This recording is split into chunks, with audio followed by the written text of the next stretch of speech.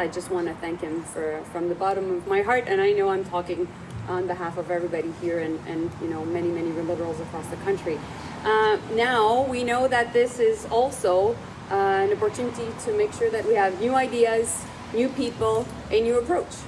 And so that's what we'll do, and looking forward to showcasing that to Canadians in the coming weeks.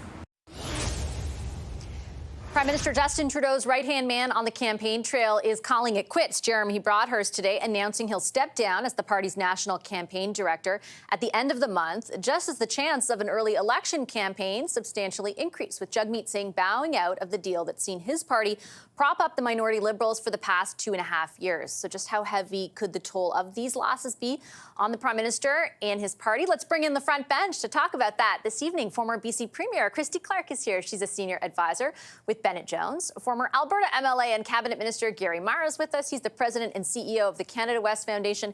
And former Manitoba Premier and Canadian Ambassador to the U.S., Gary Doer, rounds us out. He's now a senior advisor at Dentons. Hi, everybody. I'm so happy to see you tonight. Thank you very much for making the time for the discussion. Three people who intimately know what it's like to have a campaign director, to run a campaign.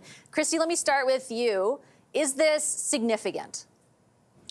I don't know. I don't think so. He's been doing this for something like this for over 10 years. It is a long pull, I would say.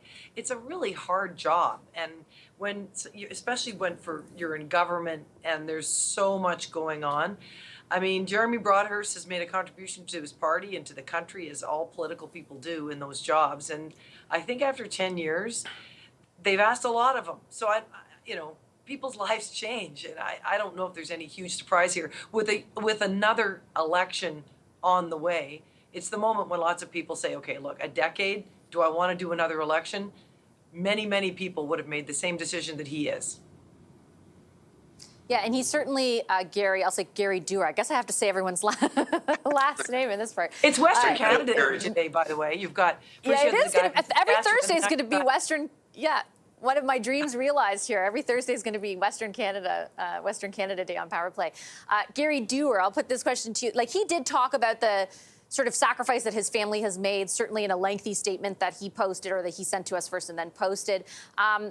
I think that the reason that it became such a big news story is obviously the timing, right? The idea that now the prospect of an election sooner than next fall is on the table, and it's a day after Mr. Singh made the decision he did. Do you think it's significant? Well, I think it's really significant to the Prime Minister. When you're a leader of a party or premier, I'm sure the same with the Prime Minister, you rely on your relationship with your campaign manager and your chief of staff. And it's not just professional, it's also becomes somewhat emotional, because they're the person that can tell you, this dog won't hunt, or this is a bad idea.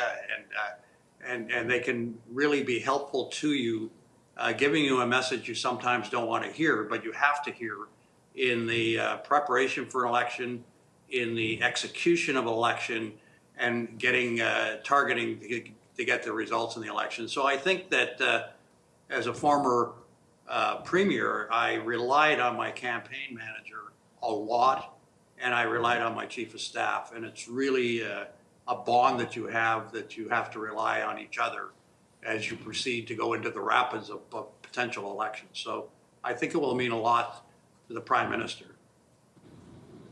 Yeah, it's a really good point, and one sort of, in a way, a bit unique also in this situation, Gary, and Gary Marr, that's what I'm referring to, because the fact is, unlike a lot of prime ministers whose chiefs of staff, spend about 2 years, let's say, in that position, or their closest advisors, also do the same thing.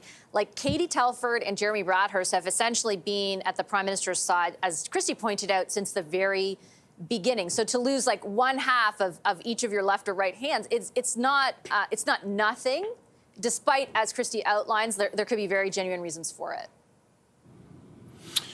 Well, it's not nothing, but keep in mind that we're a long ways away potentially from the next election. And I think that, as Gary says, losing somebody like Mr. Broadhurst would be quite an issue for the Prime Minister personally.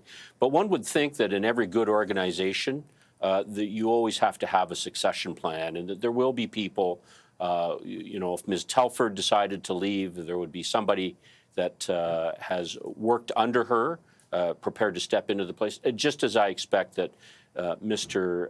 Broadhurst also has somebody who's prepared to step in the event of a vacancy in that role. So it is not nothing, but I would say that one would think that the Liberal Party and particularly those closest to the Prime Minister would have two ICs that are ready to step up and take the reins of those respective positions. And we're going to talk in the next segment about the prospect for an election that comes sooner than next fall. Just on the point I heard Melanie Joly make, Christy, right as we introduced this segment, that, you know, perhaps this would necessitate or prompt a new approach to the next campaign. If they asked your advice about what that new approach should look like, what would you say? Well, I think they want to be organized on the ground for sure. They've got to get out there and get their message across. I wonder if that's what she was talking about specifically, is that the messaging she doesn't feel has been strong enough. And I think that's a fair criticism, I think, of the party. And, you know, you can be there a long time, work your tail off, do a great job, but everybody gets a little bit long in the tooth sometimes too. So if it's the right time for him to leave, it may also be the right time for the party, as she said, you know, to start thinking about, okay, a year until the next election, how do we do things a little bit differently? Because when you're, 20+% in the polls, you know, it's a fair bet. I think it's reasonable to say maybe then some things should change. Perhaps reasonable.